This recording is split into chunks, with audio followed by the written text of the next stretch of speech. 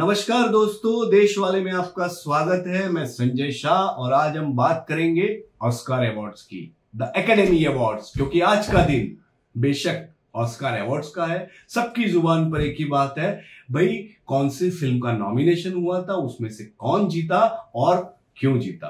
तो चलिए हम 4 टुकड़ों में बात करते हैं ऑस्कार अवार्ड्स की। सबसे पहला टुकड़ा हम लेंगे उसके इतिहास का, फिर हम लेंगे वर्तमान का, जिसमें हम सिर्फ बात करेंगे चुनिंदा फिल्मों की और चुनिंदे विजेताओं की। उसके बाद में हम बात करेंगे ऑस्कार अवार्ड्स के साथ जुड़े हुए कुछ विवादों की भी, और अंत में हम बात करेंगे ऑस्कार अवार्ड्स और हमारे देश भारत के कनेक्शन की। तो आगे बढ़ने से पहले आपसे एक छोटी सी विनती, देश वाले के वीडियो आपको हमेशा बेहतरीन इंफॉर्मेशन देंगे, आपको आनंद भी देंगे।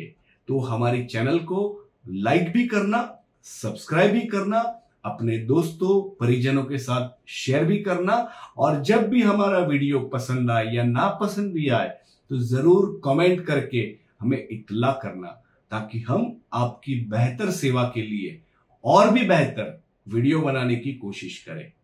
तो चलिए इसी के साथ हम निकलते हैं ऑस्कार अवार्ड्स की दुनिया में और शुरू करते हैं 16 मई 1929 के दिन के साथ। तो 16 मई 1929 ये वो दिन था जब इस दुनिया ने पहली बार ऑस्कार अवार्ड्स का समारोह देखा।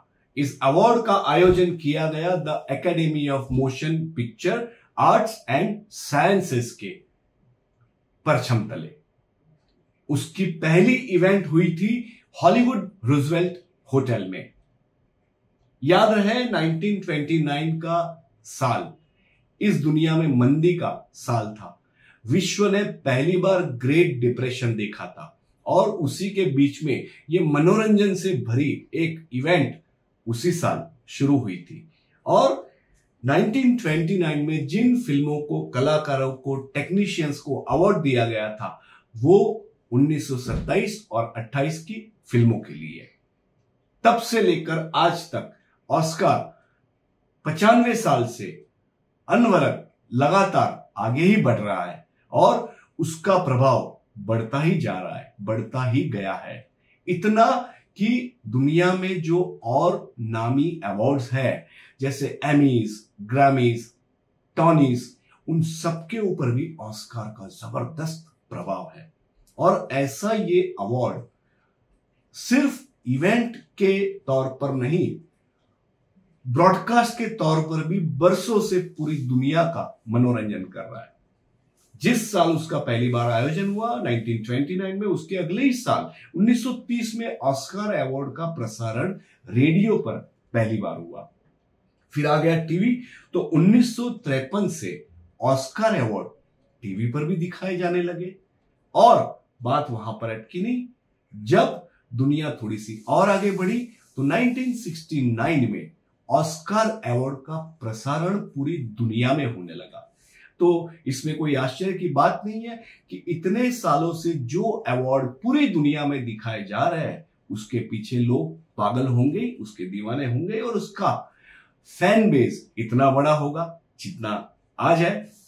और ये ऑस्कार अवार्ड पिछले कई सालों से, यानी 23 सालों से, 2002 से लेकर आज तक एक फिक्स वेन्यू में आयोजित किया जा रहा है। इसकी इवेंट जो होती है वो होती है लॉस एंजलिस के डॉल्बी थिएटर में, जो थिएटर में ऑडियंस कैपेसिटी 3400 लोगों की है।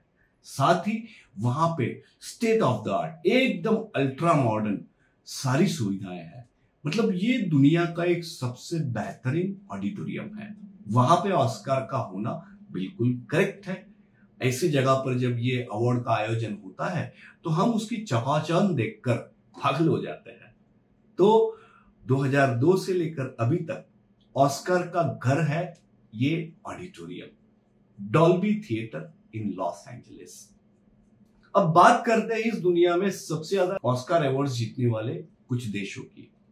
इसमें कोई दो राय नहीं है कि जिस देश में इसका आयोजन होता है वो अमेरिका सबसे ज्यादा ऑस्कार अवार्ड्स लेकर बैठा है। अंदाज से उसके पास 1500 के आसपास ऑस्कार अवार्ड्स हैं। और हम जानते हैं कि हॉलीवुड पूरी दुनिया में छाया हुआ है, तो इतने सारे अवार्ड्स उनकी फिल्मों को मिले, ये कोई बड़ी आश्चर्य की बात नहीं है। अमेरिका के बाद में इस लिस्ट में आता है इंग्लैंड का, यूनाइटेड किंगडम का नंबर, जिसके पास करीब 400 के आसपास ऑस्कार अवार्ड्स है। उसके बाद फ्रांस करीब 200 अवार्ड्स और इटाली करीब 150 अवार्ड्स। आप सोच रहे होंगे कि इसमें भारत कहां पर है, तो हमने पहले ही बताया कि भारत की बात हम अंत में करेंगे, तब आप थोड़ा सा जान जाएंगे कि हमारे देश का ऑस्कार में क्या दबदबा रहा या हमने वहां पे अभी तक क्या पाया।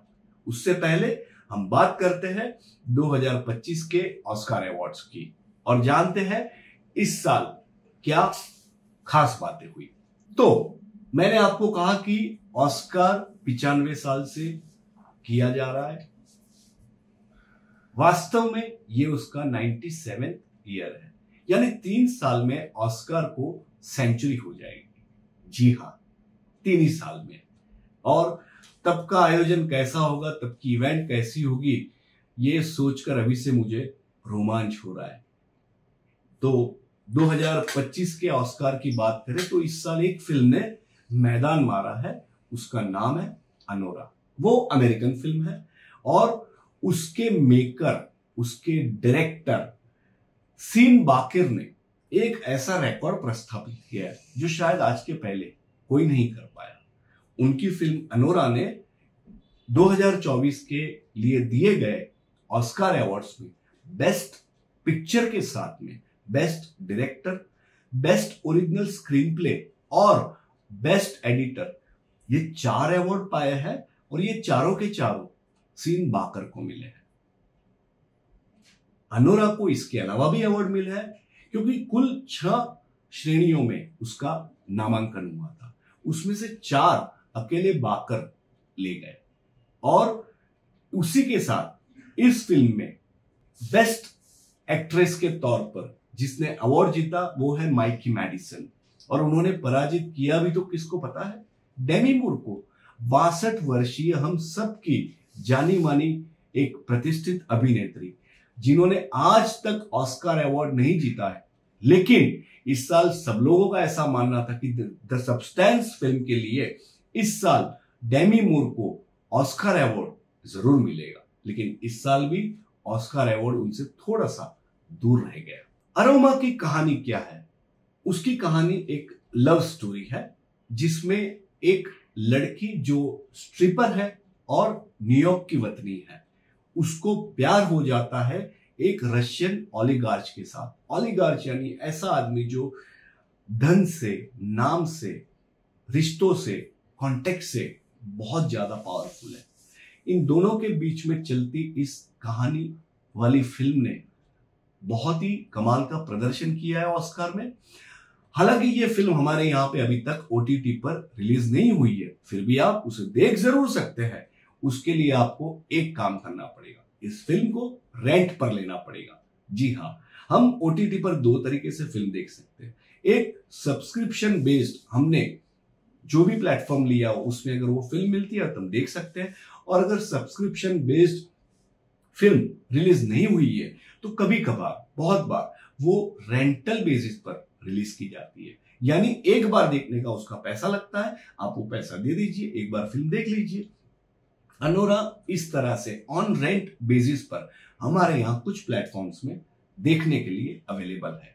इस साल के ऑस्कार में जो कुछ बड़े अवार्ड्स जीते गए हैं उसमें बहुत ही सहज है कि बेस्ट एक्टर का भी नॉमिनेशन या विनर आता है। तो बेस्ट एक्टर का अवार्ड जीता है द ब्रूटलिस्ट फिल्म के लिए एड्रियन ब्रॉडी ने, और बेस्ट सपोर्टिंग एक्ट्रेस का अवार्ड जीता है ज़ोए साल्दाना ने, जिन्हें यह अवार्ड मिला है कंट्रोवर्शियल फिल्म एमिलिया पेरेस के लिए। उस फिल्म की भी हम आगे बात बिल्कुल करेंगे। बेस्ट सपोर्टिंग एक्टर का अवार्ड इस साल अ रियल पेन फिल्म के लिए कैरन कल्किन को मिला है, और इस साल और एक रिकॉर्ड प्रस्थापित हुआ है, वो हुआ है पॉल टेजवेल के अवार्ड जीतने के कारण।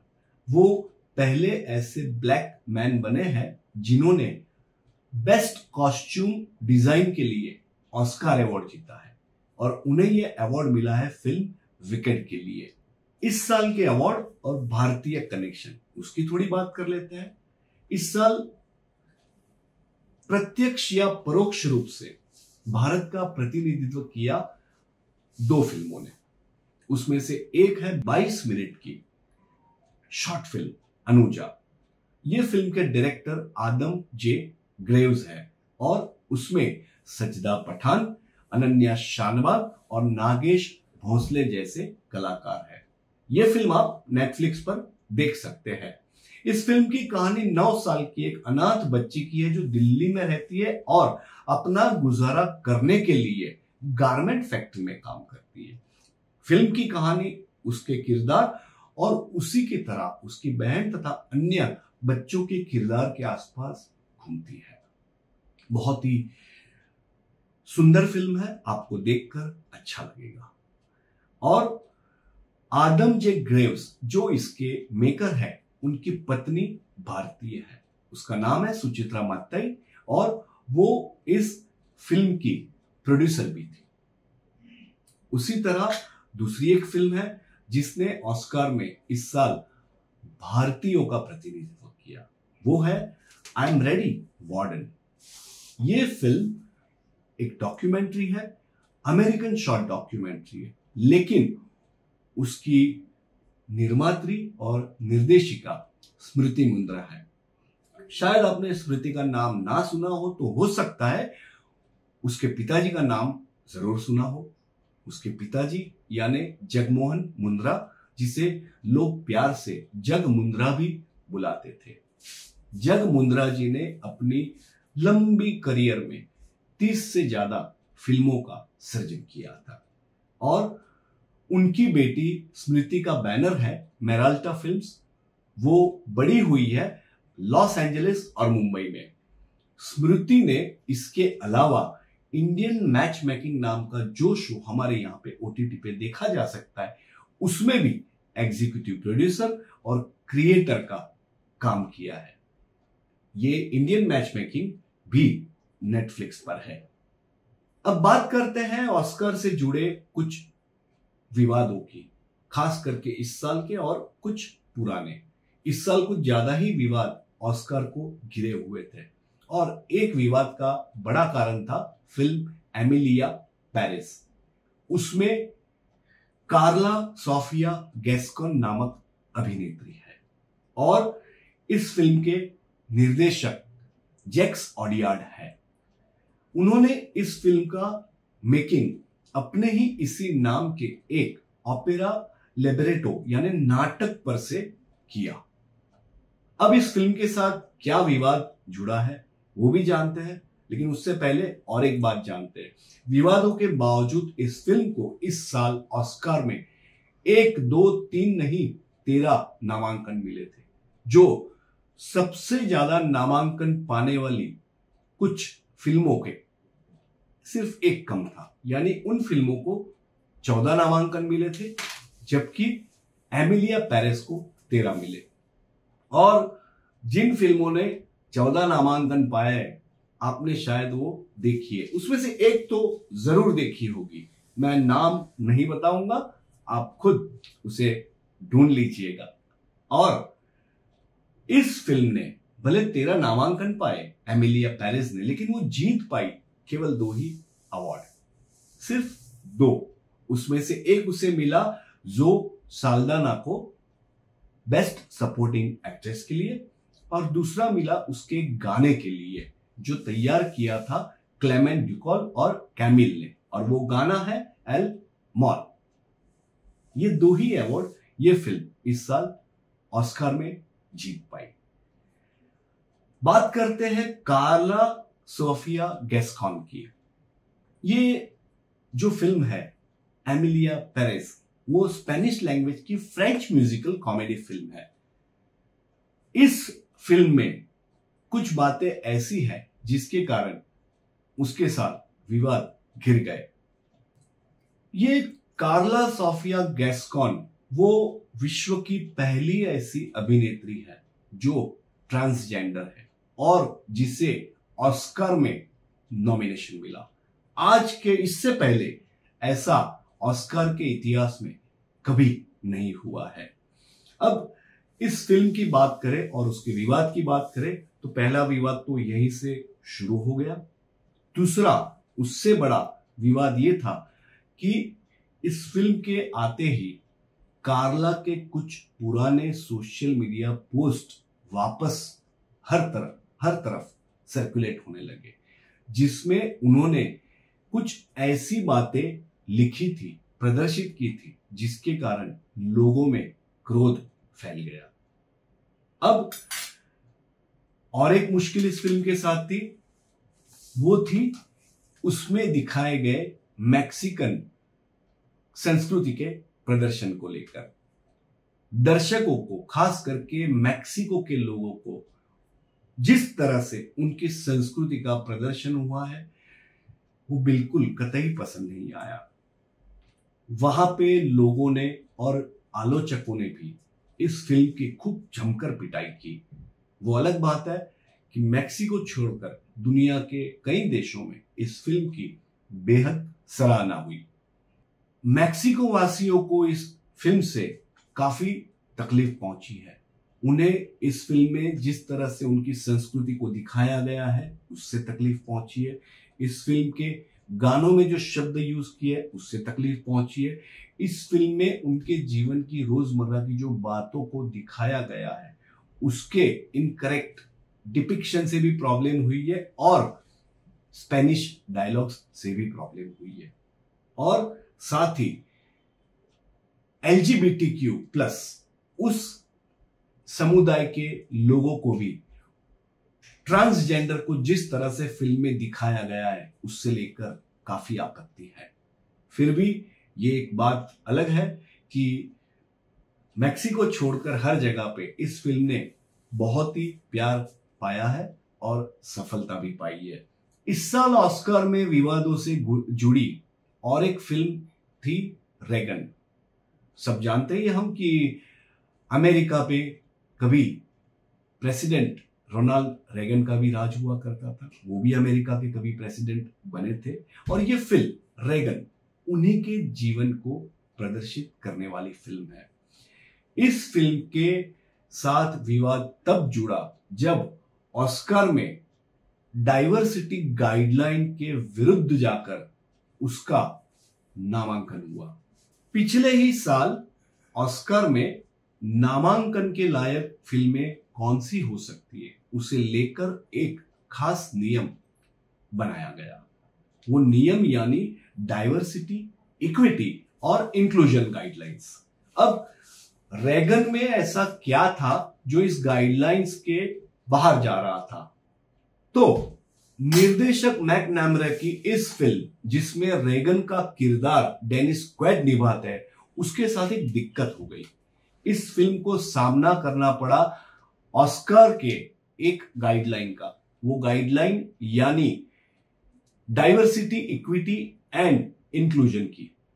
ये गाइडलाइन के कुछ पहलू है, उसके कुछ रूल है और किसी भी फिल्म को अगर ऑस्कर में नामांकन पाना है तो उसमें से उसे कुछ क्राइटेरिया पूरे करने पड़ते हैं। जैसे कि एक क्राइटेरिया है कि फिल्म की कास्ट और क्रू में कम से कम 30% लोग महिला है, रेशियल माइनॉरिटीज, LGBTQ+ या डिसेबल्ड इंडिविजुअल्स इस समुदाय का प्रतिनिधित्व करते हो।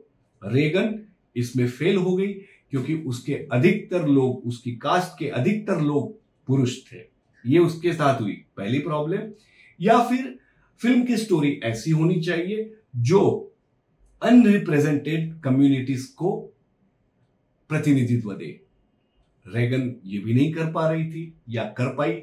और इसी तरह रेगन में अगर diversity in industry access and internships उसकी भी कुछ बात होती तो भी उसका मामला सेट हो जाता। लेकिन रेगन इसमें से पार नहीं हो पाई क्योंकि उसके कास्ट और क्रू में अधिकतर लोग पुरुष थे और वाइट थे। ऑस्कर के साथ विवाद इससे पहले भी जुड़े हैं। 2017 की बात करें, उस साल एक फिल्म आई थी ला ला लैंड, और इस फिल्म ने ऑस्कर में भी अपना परचम लहराया था। लेकिन उस साल बेस्ट पिक्चर का अवार्ड जीतने वाली फिल्म थी मूनलाइट। अब गड़बड़ ये हो गई कि जब बेस्ट फिल्म का नाम अनाउंस करना है, तब एंकर ने गलती से अनाउंस कर दिया ला ला लैंड, जबकि विजेता थी मूनलाइट। खैर, इस विवाद को तो बाद में सुलटाया गया और असली विजेता फिल्म को बेस्ट पिक्चर का अवार्ड दे ही दिया गया।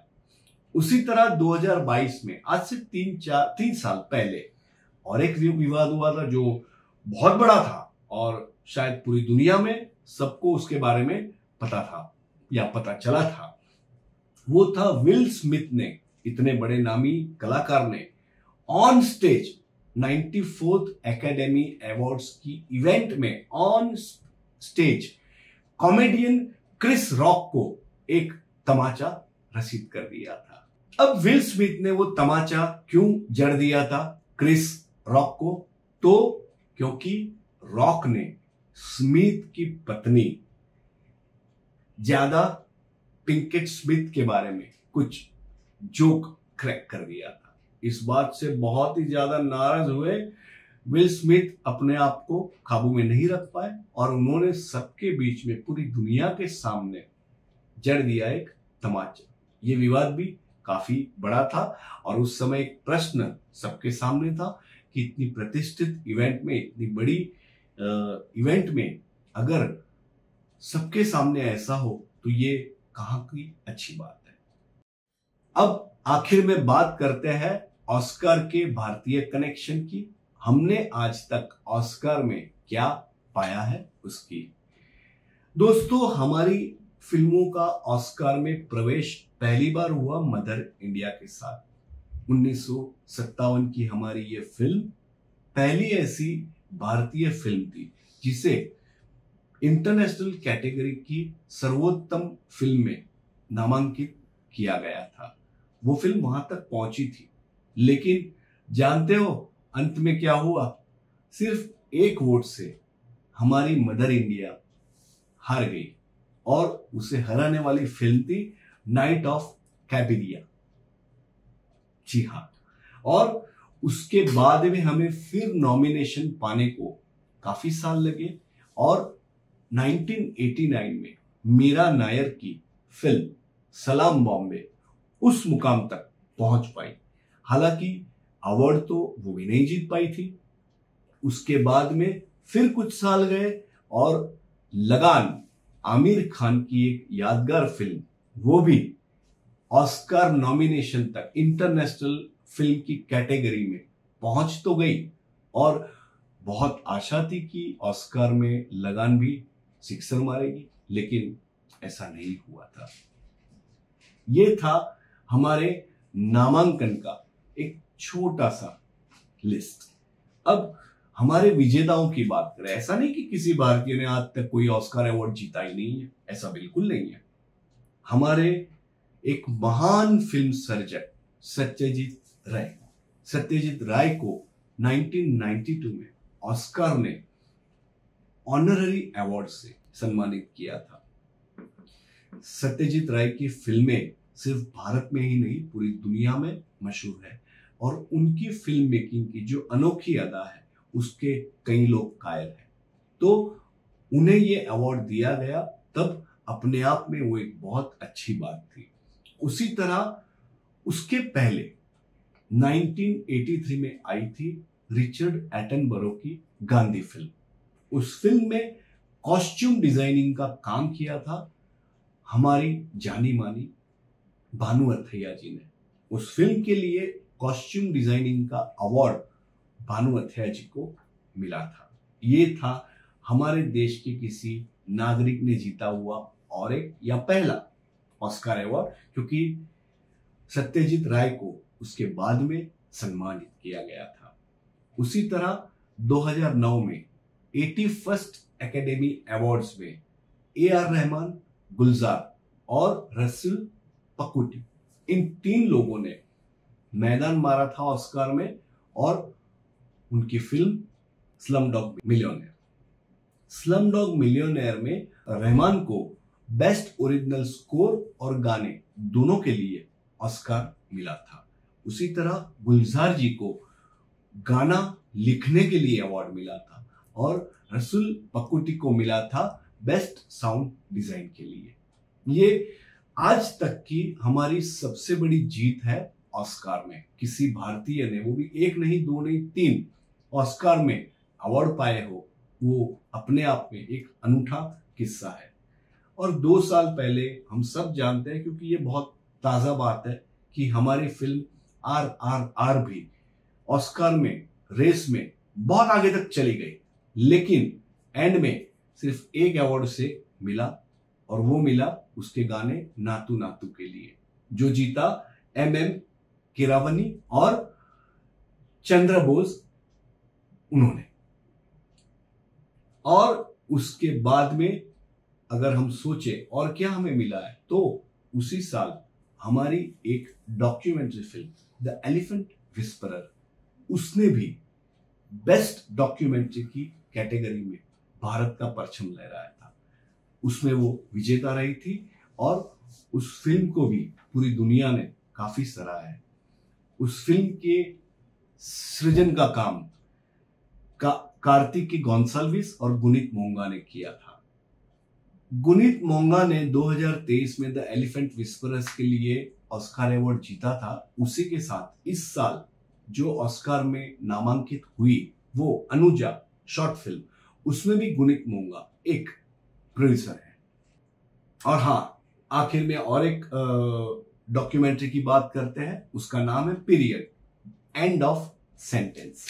ये 2018 की डॉक्यूमेंट्री है, जो वैसे तो हमारी फिल्म नहीं कही जा सकती, लेकिन उसकी कहानी का बैकड्रॉप इंडिया था। वो हमारा ऑस्कार के साथ 2018 का एक कनेक्शन था। तो ये थी ऑस्कार की बातें। ऑस्कार में इस साल 23 कैटेगरीज में अवार्ड्स दिए गए हैं, और ऑस्कार जीतने के लिए हमारी फिल्में काफी सालों से मशक्कत कर रही है, तरस रही है, मेहनत कर रही है। हमें एक बात का भरोसा है, हर बड़े अवार्ड में, चाहे वो मिस यूनिवर्स हो या मिस वर्ल्ड हो या क्रिकेट हो या कई और चीजें भी हो, भारत ने अपना खाता भी खोला है और धीरे धीरे अपना स्थान भी सुदृढ़ किया है। तो भले ही हमसे आज तक ऑस्कार आंख मिचोली खेलते रहा हो, लेकिन वो दिन अब काफी दूर नहीं है जब हमारे फिल्म मेकर्स, हमारे कलाकार, हमारे टेक्नीशियंस हमारे लिए पहले से अधिक मात्रा में ऑस्कार अवार्ड्स जीत के लाए। बस आपको और मुझे उन्हें शुभकामनाएं देनी है और कहना है ऑस्कर के लिए ऑल द बेस्ट। तो ये थी देश वाले की एक रिपोर्ट ऑस्कर के बारे में, जिसमें हमने आपको बताया 2025 के बारे, ऑस्कर अवार्ड के बारे में, कुछ बीते हुए कल के बारे में, कुछ विवादों के बारे में, और हमारे भारतीय एंटरटेनमेंट का ऑस्कर के साथ कनेक्शन के बारे में। अगर आपको हमारा वीडियो पसंद आया हो तो जरूर लाइक कीजिएगा, कमेंट करिएगा, हमें अच्छे वीडियोस के लिए सुझाव दीजिएगा, अपने परिजनों के साथ हमारे लिंक शेयर करिएगा, हमारी चैनल को सब्सक्राइब करिएगा। और इसी के साथ मैं आपसे विदा लेता हूं। फिर मिलेंगे और एक वीडियो के साथ, और एक विषय के साथ, और एक रिपोर्ट के साथ। धन्यवाद।